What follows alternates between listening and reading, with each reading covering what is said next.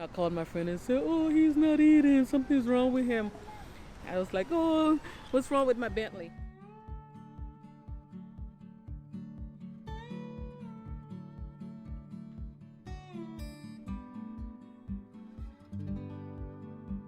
So my name is Scott, and this is Sila, and we think that she might be an Australian Kelpie mix, but she's a rescue, so we don't really know for sure. So my name is Laura, this is Willow, and she is a Maltipoo mix, which is a Maltese and a Poodle. So this is Allie, and I'm Will, and I don't really know her breed. I got her at the pound, which is what brought us together. Come here, come on, sit down. Was just fate. Went in and looked and couldn't leave without her. Was there like anything that stood out when you saw her at the pound? She was just the quietest one out of the bunch, and she just like kind of sat there and didn't really do anything, which is very different than what's happening now. So it was definitely the shyness. I felt like she was a good fit for my house. Right in this neighborhood, we found a lost dog. It was a black Maltipoo. And long story short, we ended up having it for 4 weeks and the owner never came to claim it. We thought it was ours. But then I was playing with the dog at the dog park and the owner out of nowhere came and said, hey, that's my dog. And it was a very bittersweet parting. We were glad it found its owner, but me and my family had gotten very attached to it. My mom was so attached that we just had to get another one. Hence, we got Willow. We bought Willow online. So my wife and I, we got married about a year ago, and when we met, that was like 5 years ago, had always been talking about getting a dog together. So we both grew up with dogs and always knew that we wanted to get a dog together. So it's a family thing. I'm Anne-Marie. They're both Cockers. This is Bentley and this is Duke. So Bentley's been with me since February. He was 2 months, so he's my COVID buddy. So he gets me through working at home and not being bored. And Duke, we just picked Duke up last week, so he's a little new addition to the family. I actually drove to Arkansas to pick this little pup up. I just went for a cross-country drive and just get away and burn some vacation. So I drove all the way there and picked him up, and yeah. So figured that Bentley needed a little buddy, so we're going to have these two little buddy and these two champions here to keep my company. And what is one significant memory that the two of you have had? Definitely going up into the mountains and hiking has been our thing. The first time we did it, she just loved it so much that I had to keep taking her back up there. So going up to the mountains is great. She loves running around in the creeks and stuff like that, and I just like seeing a smile on her face, which makes me happy. So that's definitely why we go up there. My parents and I were itching to go to the beach because there was really nothing to do. We had never taken Willow out, really, and that was her first trip to the beach. So a fond memory I have is seeing her, love the water, and she would go right into the waves. She didn't go very deep because she's a small dog and she knows it.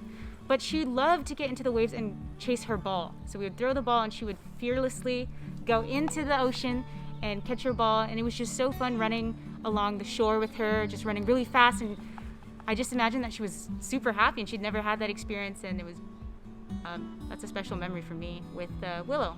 I think for us it's more about activities together overall. So we like to hike and mountain bike together. So I think the first time we took her mountain biking, so she'll be off leash and we'll be riding, and she got so excited because she could finally run as fast as she wanted to because we're too slow on a run with her. She gets bored.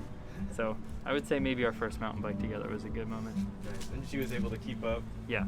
She's faster than us on the trails, even when we're on bikes sometimes. She's very fast. Every day is a new memory. I think the one that stands out was when he ate something not so good. He had a very sensitive stomach.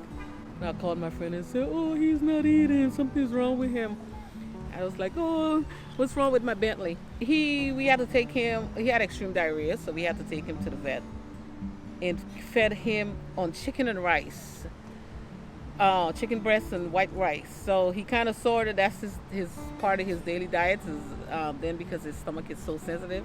So I have to really literally make his food.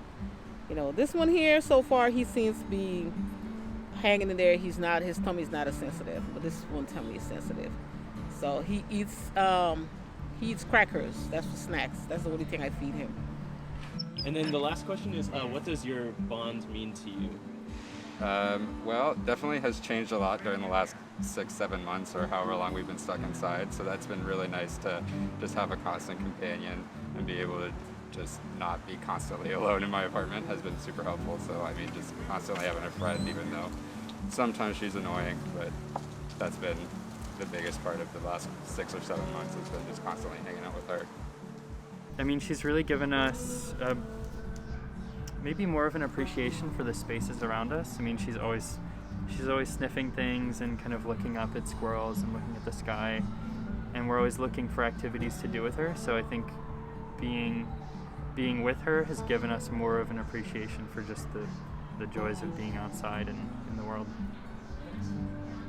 What they really mean to me, I always wanted to have pets, but with work and stuff like that, I was putting it off, and I was like, hey, let's do it right now. I have the time out at home, so they're very important to me.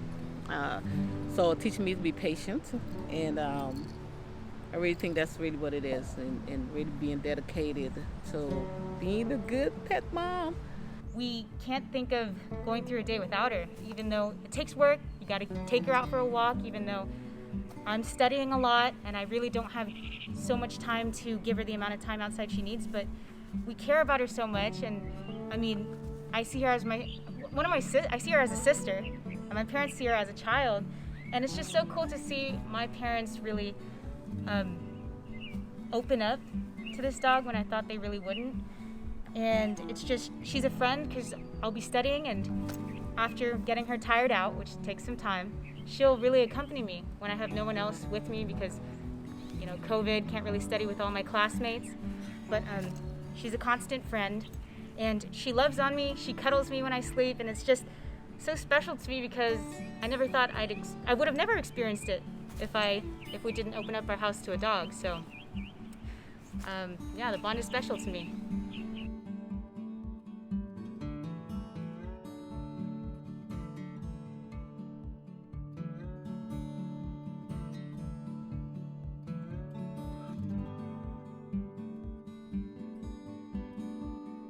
Hey, thanks so much for watching Dogs and People Part 6. Quick announcement, our Dogs and People videos will now be dropping consistently every Saturday. We have some new video projects coming up, so don't forget to subscribe to stay tuned. Have a great day.